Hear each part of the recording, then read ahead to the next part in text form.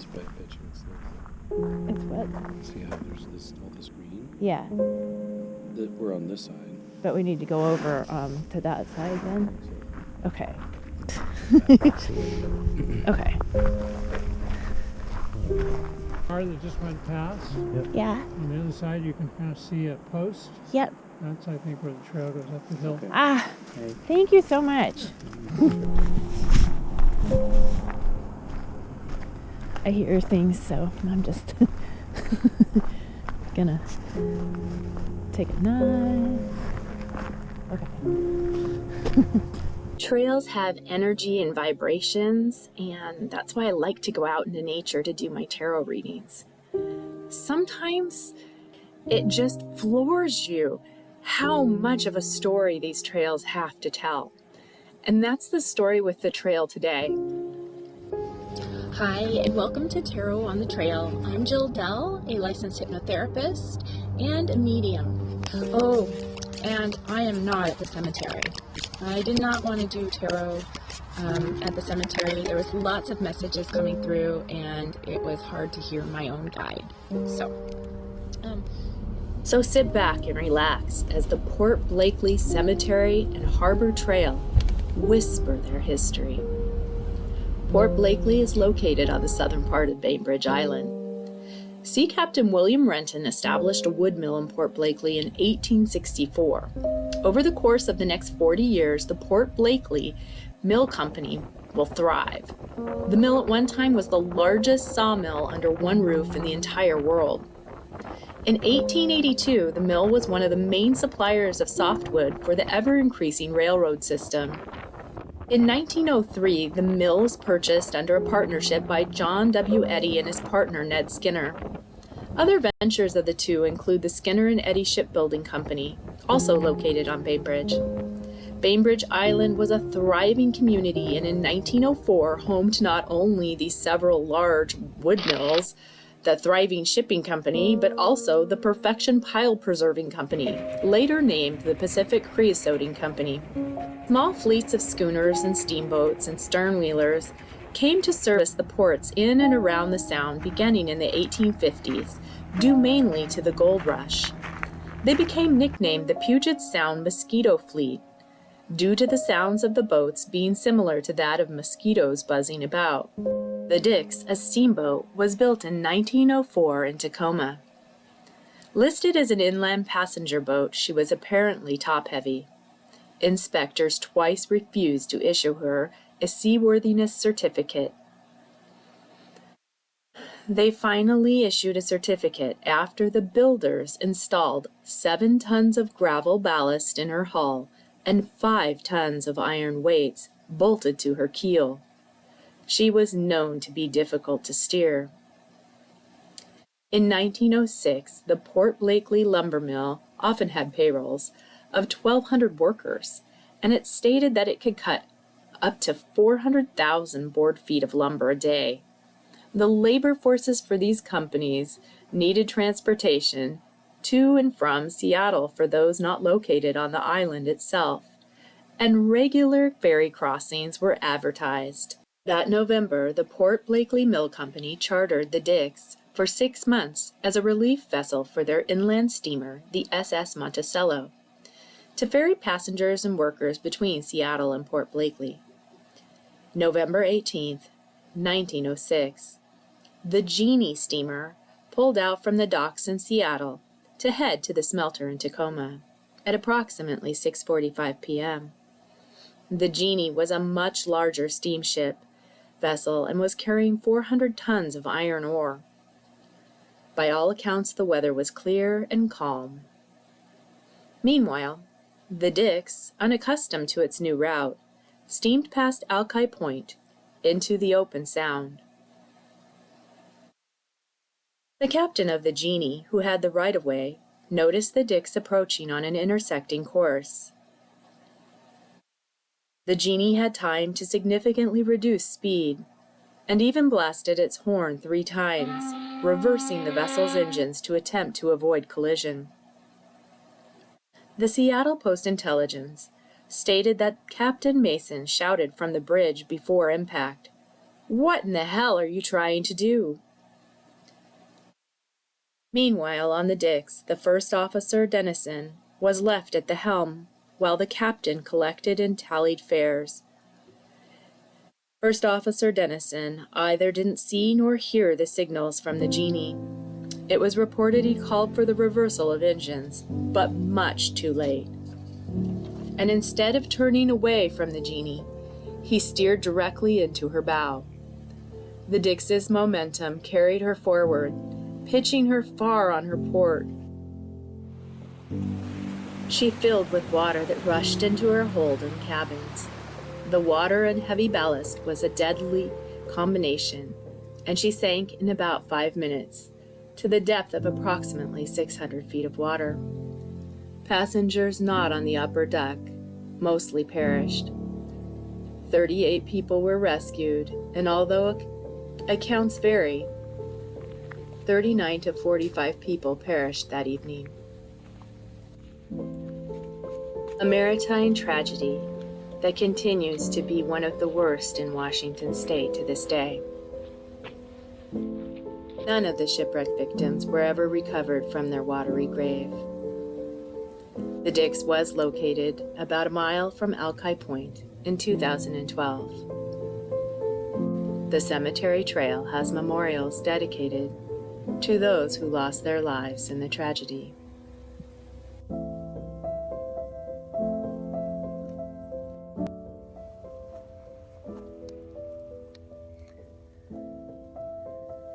Sacred to the memory of the brother knights drowned by the sinking of the steamer Dix, November 18th, 1906.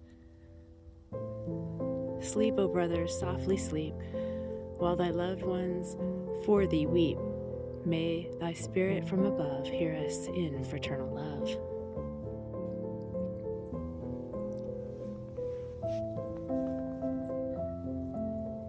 Jash N. Smith, his wife Grace, his son Arthur, died November 18, 1906, victims of the Dix disaster.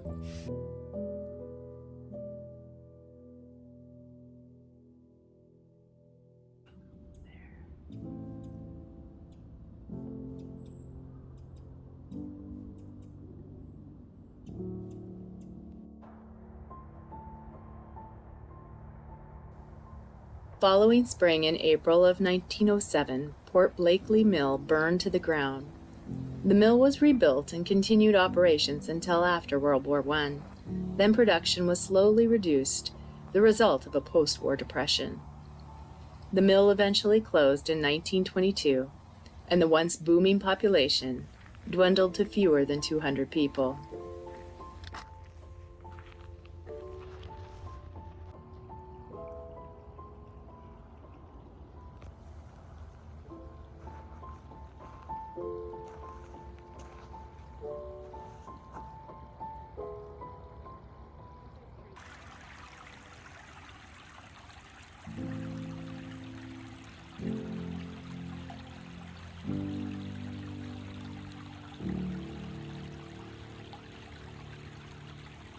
Medium. Today I'm going to be using the Spirit Song Tarot deck. We're going to do 3 different piles with items that I found along the trail yesterday. Now it was yesterday, so I do want to apologize because my white little ghost berries turned kind of white brown. Okay, so that's the first pile. The second one is moss, and the third one is cedar. Okay, so let me go ahead and begin to shuffle. And this is going to be for the ghost berries. The first of the week looks like Knight of Shells, Charm, and Passion. Charm and Passion. Okay. Now let's get in the deep for the berries. Yeah, whenever I go to cemeteries, I try and be very respectful. I mean, I think you should be respectful, right? It's a place of rest.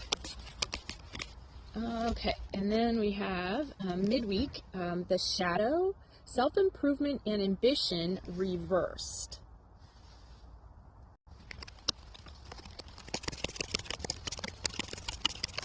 And then the end of the week, we have Queen of Feathers, Perception and Truth.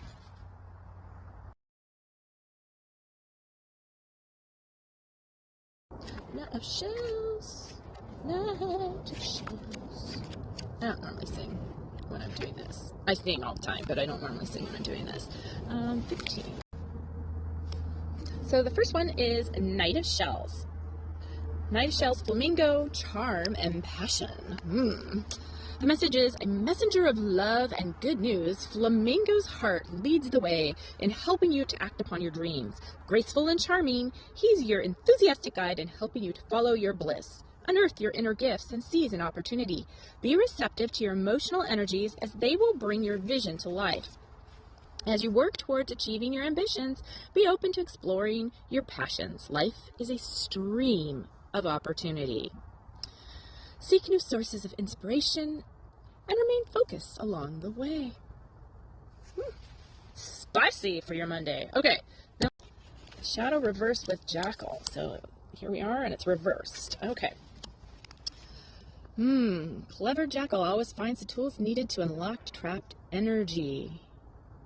Jackal's master of the land of shadows that live within the subconscious. So, the reverse message is, midweek, you need not be weighed down by an unhealthy situation. Break free from constrictive energies that hold you back. All right, so there's the illusion, there's fear, addiction, anger, obsession, and self-destruction. So we went from like Monday being whoa to Wednesday being whoa. So, okay, set them boundaries because Queen of Feathers is coming into your weekend. So the Queen of Feathers, perception and truth. With sharp perception, Bat's keen radar cuts through that which is hidden. A mistress of the naked truth, she doesn't stand for being fooled. She's gained spiritual depth through her struggles and is objective and rational in her approach. Dashing wherever she needs to go, she isn't afraid of darkness. A bringer of new perspectives, Bat will offer constructive criticism for any situation. She's experienced in applying logical ideas to work out a sensible and fair solution. Bat will assist you in facing your fears when you need to stand up for what you believe in. Confront the darkness, and you'll discover a reawakening of the light. Heighten the force of clarity and truth by seeing through illusions. And maintain a balanced mind. Okay. So after your high, where you're feeling really great, and then this experience of somebody just going, shutting down your energy and light in midweek, it's time for you to figure out and stay focused on a solution. The solution may be just as much as actually speaking your truth out of your throat chakra and letting someone know, hey, this doesn't feel good to me. This isn't right.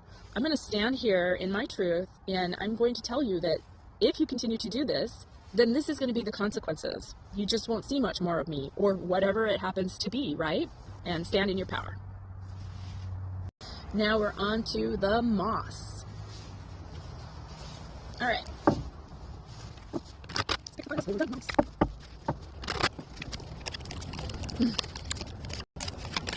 Okay, Monday.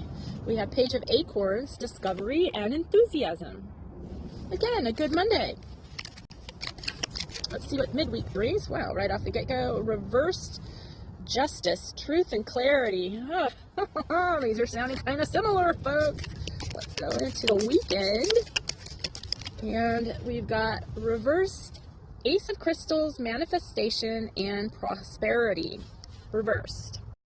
Page of Acorns, Monkey, Discovery, and Enthusiasm for your Monday. A messenger of brilliant new ideas, free-spirited Monkey assists in building the basis for new ventures. He embodies an optimistic perception for future possibilities, and he aims high. Monkey is always game for an adventure, but he must also keep his impatience in check. His enthusiasm steers him into new terrain, and he excels with bursts of energy. In all of the excitement for anything new and interesting, Monkey inspires the eagerness required to kickstart new experiences. Tap into that fluctuating stream of energy, and you'll go far. Let the prospect of new ideas exhilarate you. Okay, and then coming up into the mid part of the week, we have Justice with Crow, Truth and Clarity, but reversed. At the portal of shadow and light, the seen and the unseen, Crow holds gifts of ancient wisdom and sacred law. It says, learn from lessons and trust that there's better to come. Seize opportunities that will help make things the best that they can be. So with all of that enthusiasm and the streams of energizing ideas that come in the beginning of the week, you really want to learn from lessons from then to now, midweek, or from past lessons, and just trust that the better, better is on the way. It's coming for you, and make the best of a situation that's kind of coming up. Then you have Ace of Crystals with Panda, also reversed. Panda's gifted with magic of manifesting good fortune. Centered and calm, she's your guide and staying grounded while you pursue your goals. So if poor choices have been made, take positive action to remedy the situation. So from the lessons of jumping right in and being super enthusiastic this week, take a moment to pause, figure out ways to make the best of something, and take that positive action to remedy the situation. So thinking about it's good, but thinking about it doesn't get it done, right? So you're going to have to take the action steps to get it done over the weekend. Now let's do the card pull for the cedar.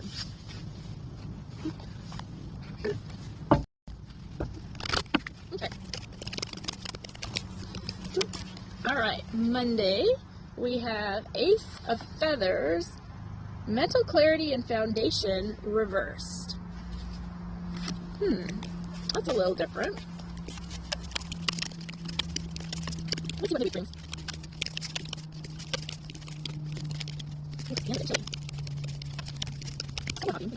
Come on, Cedar. Oh, there we go. Whoa, jumped right off the table. All right. We have Seven of Feathers, Preparation and Resourcefulness. Okay. And then let's see what we got for the weekend.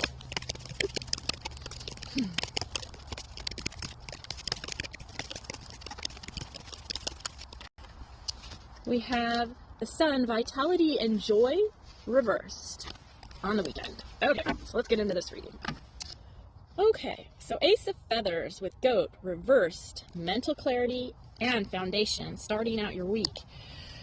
Skilled at traveling through arduous terrain, Goat is your sure-footed guide into uncharted facets of the self. Determined and self-reliant, he'll direct you in expanding the confidence needed to ascend to new heights.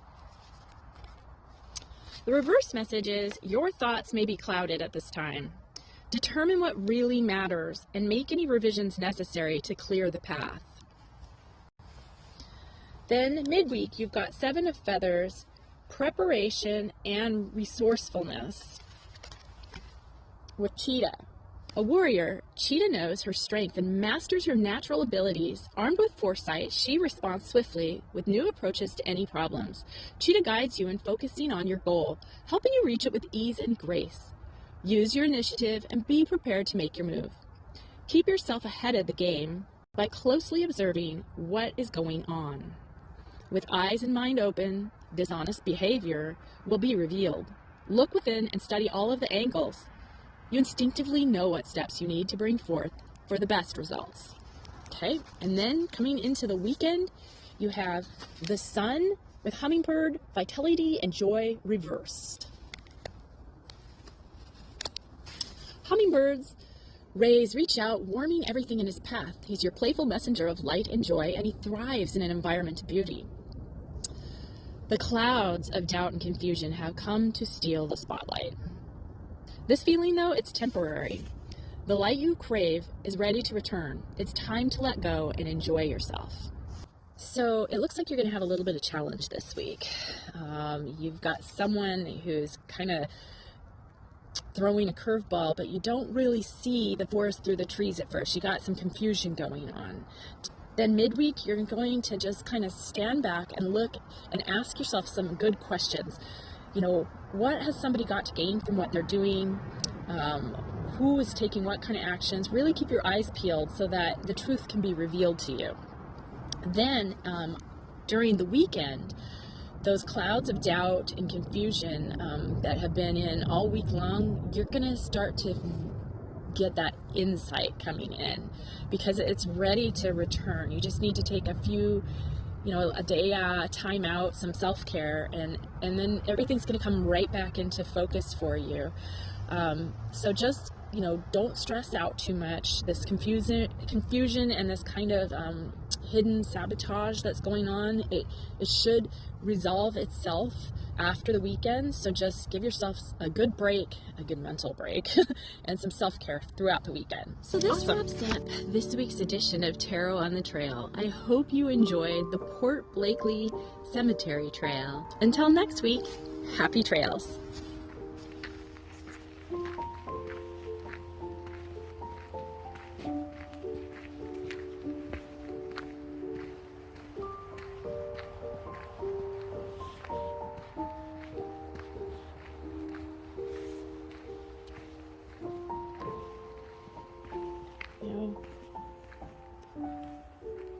There's Seattle, way over there.